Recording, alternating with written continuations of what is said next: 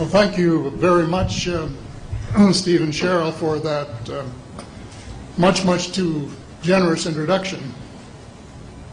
If my late mother were here, being my mother, she would believe every word of it. If my late father were here, being a realist, he would probably wonder who you were talking about. But introductions of that sort remind me of the small boy who fell headfirst into a barrel of molasses. And when they pulled him out, he licked some of the molasses from his face and said, "Lord, make my tongue adequate to this occasion." Well, actually, this is not my night for humor, and I'm not a match for either Stephen or George.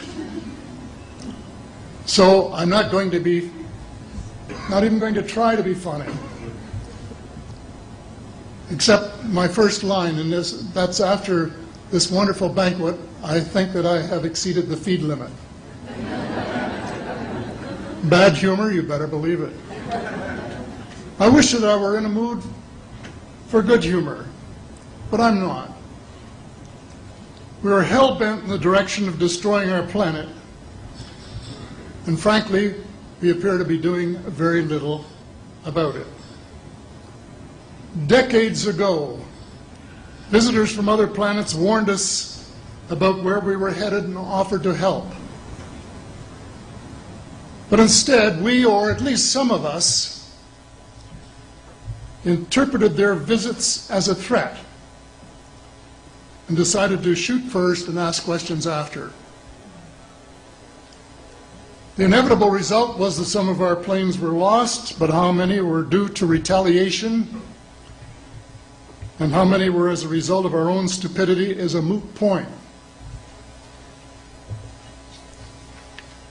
Wilbert Smith, one of the first Canadians to take an active interest in the subject of UFOs, asked the visitors about the accidental destruction of our aircraft by flying into the vicinity of a flying saucer.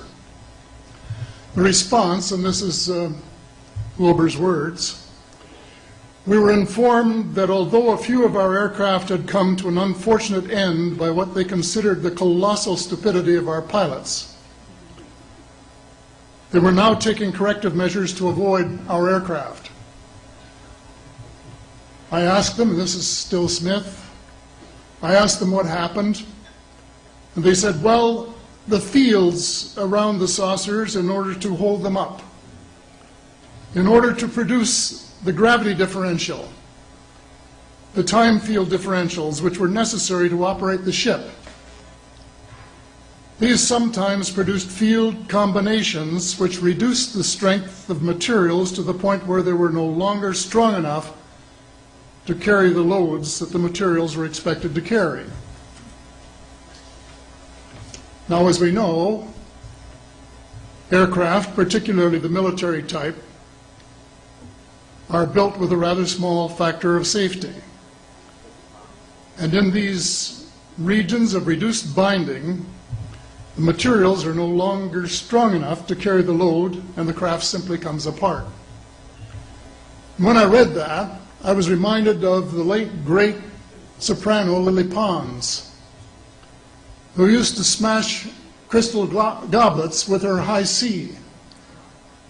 She would direct the sound at them, and something in the sound waves would change the structure of the glass, and it would fly apart. Well, this didn't satisfy our military chiefs, who must have thought that it was more important to secure American nuclear superiority, even though using it would result in the annihilation of us all, than to take the hint and start moving the planet back from the brink of global disaster.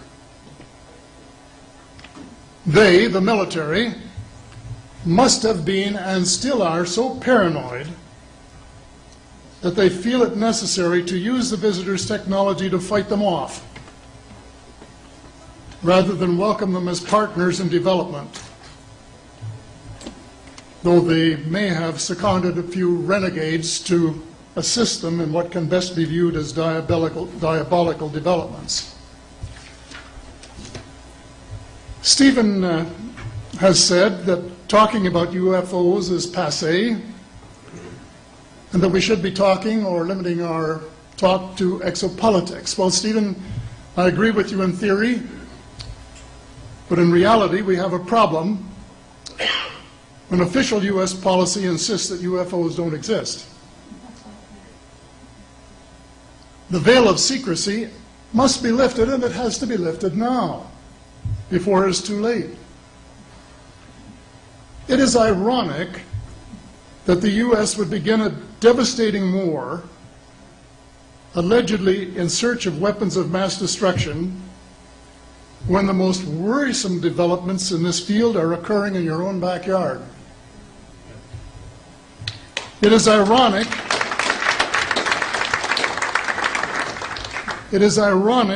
that the U.S. should be fighting monstrously expensive wars in Iraq and Afghanistan, allegedly to bring democracy to those two countries, when it itself can no longer legitimately claim to be called a democracy, when trillions, and I mean thousands of billions of dollars, have been spent on projects about which both the Congress and the Commander-in-Chief have been kept deliberately in the dark.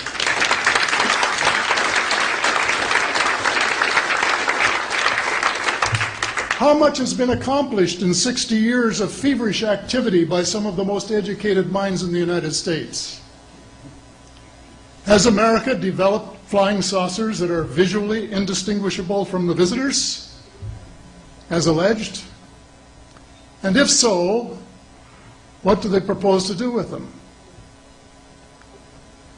Even more critical, what progress has been made in the development of clean energy sources that could conceivably replace fossil fuels and save the planet from becoming a veritable wasteland? Well, who has the answers? Someone does, but apparently they aren't telling either secretaries of defense or presidents because they don't have, quote, a need to know. In a story told by Dr. Stephen Greer, President Clinton was asked a question by White House reporter Sarah McClendon about why he didn't do something about disclosure.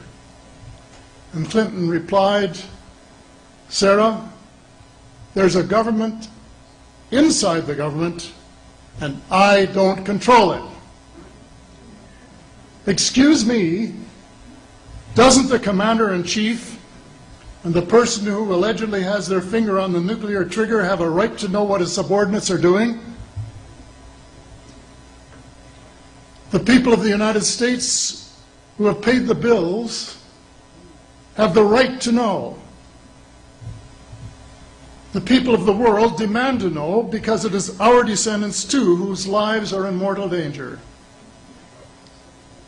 It is time for the people of the United States to launch a new war against the evil of lies, deceit, and darkness, and go all out to win the victory of truth and transparency and light.